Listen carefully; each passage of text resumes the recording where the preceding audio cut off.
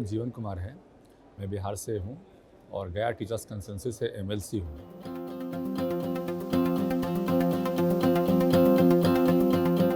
देखिए, एनएलसी जो है, जो कार्यक्रम करवा रही है अभी, हमें लगता है कि नेशनल इंटीग्रिटी का एक बहुत बढ़िया रूप हमें देखने को मिल रहा है। हमेशा हम लोग चर्चा करते हैं नेशनल इंटीग्रिटी के बारे में, लेकिन उस पर काम नहीं करते हैं। मुझे लग रहा है कि देश में पहली बार ऐसा हो रहा है कि नेशनल इंटीग्रिटी पर काम करने के लिए एक संस्था आगे बढ़ी है और इसका रूप जो है आगे और देखने को मिलेगा।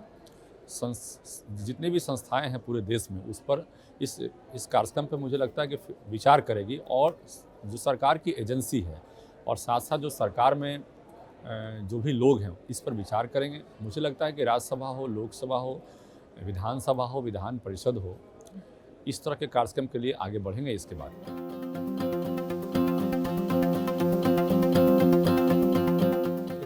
मेरा जो चुनाव था वो टीचर्स कंस्टिट्यूंसी का चुनाव होता है।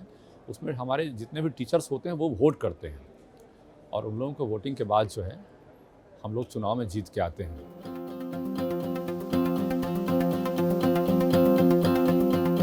देखिए, हमारा जो राजनीतिक आदर्श की बात है, तो हम भारतीय जनता पार्टी से बिलोंग करते हैं और हमारे वाजपेयी जी को हमने अपने आदर्श के रूप में हमेशा देखा है। अभी जो हमारे बीच हमारे प्रधानमंत्री नरेंद्र मोदी जी हैं, काफ़ी अच्छा काम कर रहे हैं देश में और मुझे लगता है कि नेशनल इंटीग्रिटी पे उनसे बढ़िया काम करने वाला अभी कोई देश में व्यक्ति नहीं है और इसी का रूप अभी यहाँ पे एनएलसी में दिखाई पड़ रहा है। पूरे देश के जितने भी एमएलएज हैं, जितने भी एमएलसीज हैं, एक साथ इकट्ठा होकर एक दूसरे से बात कर रहे हैं, पार्टी से ऊपर उठकर एक दूसरे से मिल रहे हैं।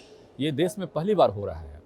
स्टेट में तो एक दूसरे से मिलने को मौका मिलता है उनको, लेकिन स्टेट के बाहर पूरे देश में इकट्ठा होकर एक साथ बैठकर उनको एक दूसरे से बात करने का मौका नहीं मिलता है। ये बहुत अच्छी बात है और जब हम विचारों का आदान प्रदान नहीं करेंगे, एक दूसरे को देखेंगे नहीं, एक दूसरे को समझेंगे नहीं, तब कैसे एक दूसरे को हम पहचान पाएंगे, समझ पाएंगे।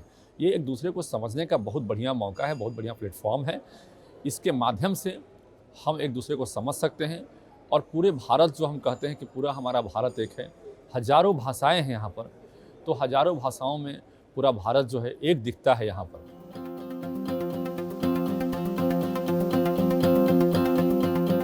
देखिए, हमारा जीवन का जो मूल भाव है, हम ये है कि समाज में हम कितना बढ़िया परफॉर्म कर सकें, समाज सेवा कर सकें।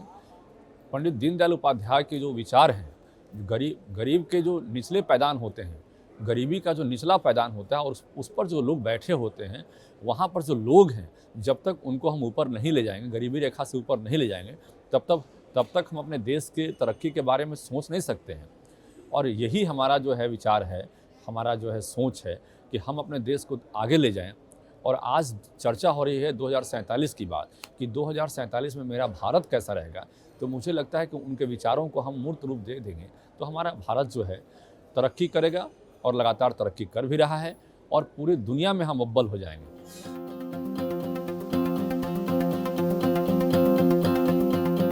देखिए, हमारे यहाँ जो पार्लियामेंट डेमोक्रेसी की बात होती है, उसमें सबसे बढ़िया बात क्या है कि चाहे कोई भी धर्म हो, कोई भी जाति हो, सब लोग उससे ऊपर उठकर लोकतंत्र में अपने आप को स्थापित करते हैं। ये हमारे लिए, हमारे देश के लिए सबसे बढ़िया बात है।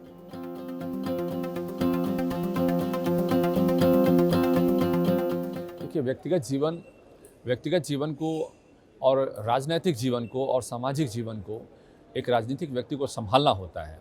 निश्चित रूप से दोनों में बैलेंस करने के लिए एक समय सीमा होती है और उस समय सीमा के हिसाब से हम लोग काम करते हैं। लेकिन जिस व्यक्ति के अंदर भाव नहीं है, जिस व्यक्ति के अंदर सोच नहीं है, जिस व्यक्ति के अंदर जुनून नहीं है, वो इन दोनों में बैलेंस नहीं कर सकता अपने आप को, और हम इन चीज़ों को लेकर अपने आप को बैलेंस करते हैं।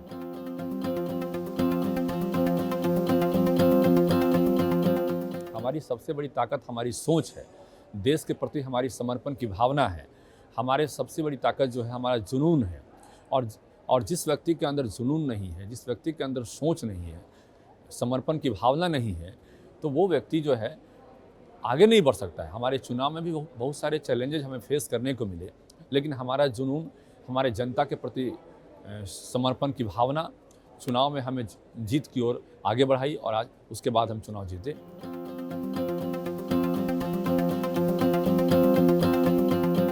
आज की युवाओं को हमारा संदेश है कि पढ़े लिखे लोगों को भी राजनीति में आना चाहिए।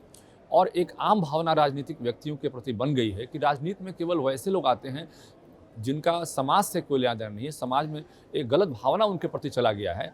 हमारा मानना है कि पढ़ लिख के लोगों को समाज में राजनीतिक जीवन में आना चाहिए ताकि हिंदुस्तान को बेहतर कर सकें। और पूरी दुनिया में जो हम सोचते हैं कि भारत को हम अमेरिका से भी आगे ले जाएंगे, तो ये सोच तभी कारगर होगा। आप जान लीजिए कि राजनीतिक व्यक्ति ही जो है कानून बनाते हैं।